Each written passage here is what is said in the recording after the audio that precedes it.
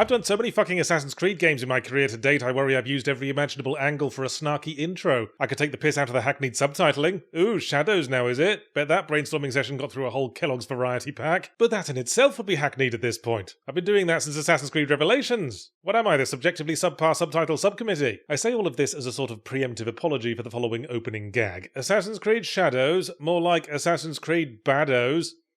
Well, no one else is bringing their A-game. Assassin's Creed Shithouse is an Assassin's Creed set in feudal Japan, meaning the franchise can now realise its destiny of being about actual ninjas rather than ninja pirates, or ninja Vikings, or ninja sex pests. We open playing as Yasuke, famous historical black samurai, bodyguard to Oda Nobunaga and rampaging brick wall on legs, as he goes Godzilla mode on a village of shinobis over the course of the combat tutorial. We then switch to controlling Naoe, a villager trained as a ninja assassin by her dad, who keeps saying he doesn't want her to be a ninja assassin. I guess he assumed she'd use the shuriken skills to be really good at distributing Danish pastries or something, and who tells her to go fetch the box with the MacGuffin in it, which she does, going through a second combat tutorial in the process, but then the box is stolen and her father murdered by the usual secret faction of masked baddies. As in all of them. They literally line up in costumes like they're posing for the school photo just to kill this one dude in front of his daughter. That was the first major eye-roll moment for me. I mean, these are all powerful behind-the-scenes manipulators. Can you imagine what a nightmare it must have been to coordinate schedules for this? Just to stand there mostly not joining in the killing. Sorry, I can only make Sunday evening. I'm oppressing the proletariat all afternoon. Anyway, Naoe is left for dead and flashes back to her ninja training for no real reason except for the sake of having a third combat tutorial, and then wakes up being nursed back to health by kindly strangers and has to relearn her skills, and guess what that means? Combat tutorial number 4. I'm getting the sense you're worried I'm not paying attention, game. Perhaps justifiably, because by this point I was yelling, "Get on with it," over all the dialogue. The game proper starts, and a couple of targets into the hit list, a famous historical bastard comes to Naoe and says, "Oda Nobunaga is the leader of the masked baddies, go kill him." And I was like, okay, well it's far too early to resolve the main plot, so thanks for the tip, obvious twist villain. Naoe's attempt to kill Nobunaga is foiled by Yasuke, who's about to kill her, but then he sees her hidden blade and goes, "Oh shit, I can't kill her, she's the protagonist." And Nobunaga goes, "Oh bloody hell, well I'm out of ideas, seppuku time." Then Yasuke turns to Naoe and goes, "Hey, I need a purpose in life, so yours'll do. Please don't murder me as well, even though I killed all your mates."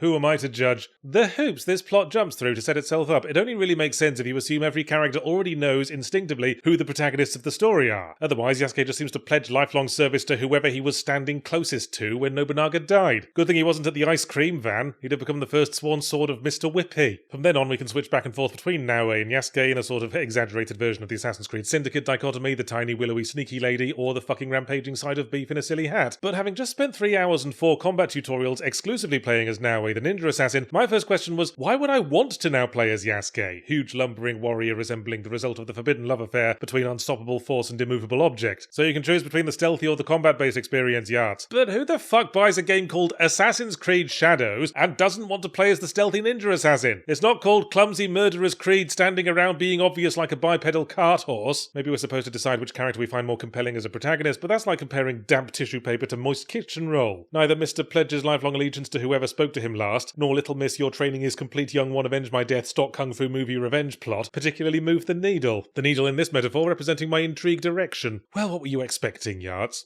This! Frankly, it's not what I was hoping for, but it's what I was expecting. I was hoping Ubisoft had learned not to make bland, futile attempts to simultaneously appeal to everyone and their cat, and their other extremely angry cat that likes mindless brute force combat. Shadows is a full-throated Jiminy Cockthroat. How my needle drooped as I was obliged to craft gear upgrades and do collectible scavenger hunts, and when I saw the levelling system was back, forcing me to go through the missions in strictly linear ascending order of difficulty, thus removing all purpose for the needlessly oversized open world, except that it means we have to ride through samey terrain for half an hour to fucking get anywhere, until we've hypnotized ourselves into wanting to buy a shrubbery. At around level 20 I started getting underleveled for the critical path and had to grind up with contract missions that were all exactly the bloody same. Go to a copy-pasted enemy campground and go Jason Voorhees on the place. It was either that or put up with my assassin blade only assassinating people halfway, necessitating an immediate shift to the annoying mashy combat or going through the rigmarole of running round a corner, squatting in a bush and waiting 30 seconds for the dozy pillock to entirely forget my existence, dismissing the spurting wound in his throat as the work of an unusually ambitious mosquito. I've repeatedly said that Ghost of Tsushima was indistinguishable from an Assassin's Creed game set in feudal Japan. I need to correct myself. Turns out, side by side, I can very easily tell Ghost of Tsushima from the Ubisoft original, because Assassin's Creed is the one that's really fucking boring. Ghost of Tsushima is the one with the nice visual design and fun ideas, like using the wind as a direction indicator. Ass Creed is the one where everything's murky and indistinct, and we have to hammer eagle vision like it's the fucking restart button in Hotline Miami to differentiate the important gameplay elements from the 400 weight of useless details that some poor sod at Ubisoft had to miss the birth of their child to finish polishing up, and which the game's own interface is now directing me to completely ignore. I can't think of a single moment or gameplay element in Shadows that might enable it to stand out in memory, with the possible exception of making Yasuke jump into a haystack and watching him do his back in, lol. All in all, it's yet another indication that the AAA industry needs to hurry up and collapse. I want to move on to the time where we call it AAA not because of the budget, but because that was the sound it made as it fell off the fucking cliff.